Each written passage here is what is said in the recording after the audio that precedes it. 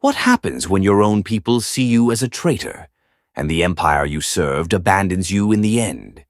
In the shadows of the Algerian War of Independence, a forgotten chapter haunts the memory of a nation, the story of the Harkis. These were the Algerian Muslims who sided with France during the brutal 8-year war for liberation. They fought against their fellow Algerians, believing in promises that would never be kept. What followed was betrayal, massacre, and decades of silence. Welcome to Sands of History, where we uncover the hidden truths of the past, the empires that rose and fell, and the people history tried to forget. Don't forget to like, share, and subscribe to support our journey. And if you'd like to help us financially, links are in the description below. The birth of a complicated identity. To understand the Harkis, we must first understand colonial Algeria. Algeria was invaded by France in 1830 and declared part of France itself by 1848. But while French settlers, or colons, enjoyed full citizenship, native Algerian Muslims were governed under the Code de l'Indigenat, which imposed a racist legal structure and restricted civil rights. Shepard, 2006. By the 1950s, Algerians were deeply disenfranchised. This fueled the emergence of the FLN, Front de Libération Nationale, which launched a guerrilla war against French forces in 1954. This war became one of the bloodiest decolonization conflicts of the 20th century. Evans, 2012. Amid this chaos, a group of Algerian Muslims, later known as the Harkis, chose to fight for France. By 1961, there were approximately 200,000 Harkis and auxiliary forces, House and McMaster, 2006. Motivations varied. Some joined due to poverty, others out of tribal or political grievances against the FLN, and many were forcibly conscripted. A number of Harkis genuinely believed France would never leave Algeria and hoped their loyalty would be rewarded with protection and rights. Stora, 1991. The Harkis quickly became critical to France's counterinsurgency operations. They operated as guides, translators, scouts, and soldiers. Many were deployed in remote villages to suppress FLN operations.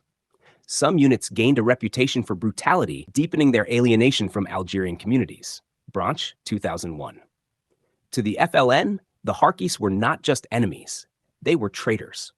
The FLN declared that collaborators would be punished, and they were. Thousands of Harkis and their families were targeted during the war, tortured, executed, and left as warnings to others. Alistair Horn, A Savage War of Peace, 1977. But to the French military command, the Harkis were often treated as expendable tools. Many were under-equipped, underpaid, and viewed with suspicion.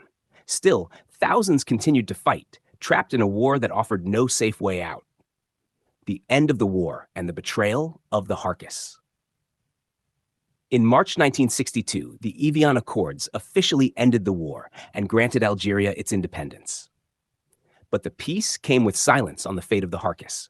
The FLN considered them enemies of the revolution, and France abandoned them. Despite earlier promises of asylum and protection, the French government under Charles de Gaulle chose not to evacuate most Harkis, fearing that it would antagonize the new Algerian leadership and undermine reconciliation. Shepard, 2006.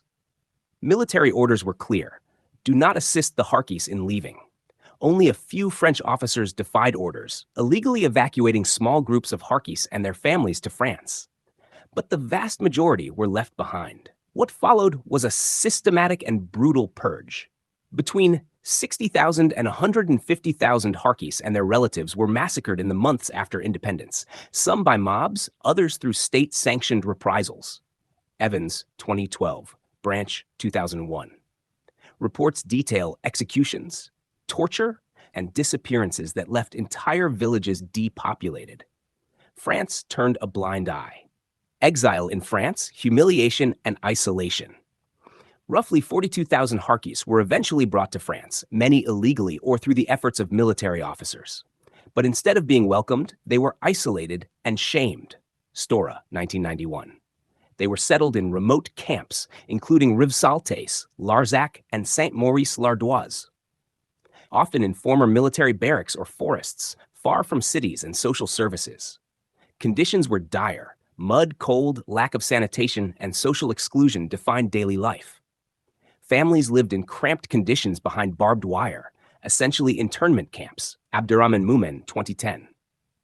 Children born in these camps would spend their entire youth there, growing up French on paper, but rejected by the state. French society viewed the Harkis with suspicion. They were not seen as heroes, but as reminders of colonial defeat and complicity. Racism, exclusion, and economic hardship defined their experience for decades. Generations of silence and pain. For the Harkis and their descendants, silence became a form of survival. Many parents refused to speak about the war, the massacres, or the betrayal they had endured. Their children grew up alienated from both Algerian and French identities. In Algeria, Harki became a slur, synonymous with cowardice and betrayal. In France, it was a stain, a legacy of a war no one wanted to remember. French governments avoided responsibility for decades. It wasn't until 2001 that President Jacques Chirac publicly acknowledged the suffering of the Harkis, saying France had not fulfilled its duty toward them. But recognition came slowly. Only in 2005 did France pass legislation officially recognizing the contribution of the Harkis and offering modest financial compensation. A reckoning at last? In 2021, President Emmanuel Macron took a bold step. In a speech at the Élysée Palace, he said, "To the Harkis and their children, France has a debt. The Republic must recognize the suffering endured and repair the injustice committed." He acknowledged France's betrayal, issued a formal apology, and promised reparations to surviving Harkis and their descendants. This marked a major turning point in official French discourse, a moment of long-delayed reckoning. But for many in the Harki community, the wounds remain open. Financial compensation cannot erase the trauma of abandonment, exile, and decades of humiliation. And in Algeria, the subject remains taboo. Few dare speak about the mass killings of Harkis in 1962. The state narrative still paints them solely as traitors, with no room for complexity, coercion, or context. Conclusion: the legacy of the Harkis. The Harkis were caught in one of the cruelest paradoxes of decolonization. They fought for a colonial power that saw them as disposable, and they were punished by their fellow countrymen for a war not of their own design. Their fate is a powerful reminder of the collateral damage left behind when empires fall. It is also a cautionary tale of how politics, identity, and history can turn ordinary people into symbols of shame, even when they were merely trying to survive. Today, the descendants of the Harkis continue to demand justice, not just with apologies, but with inclusion, respect, and dignity. Don't forget to like, share, and subscribe to Sands of History. If you'd like to support our work, links for financial support are in the description below. Your help keeps these forgotten stories alive.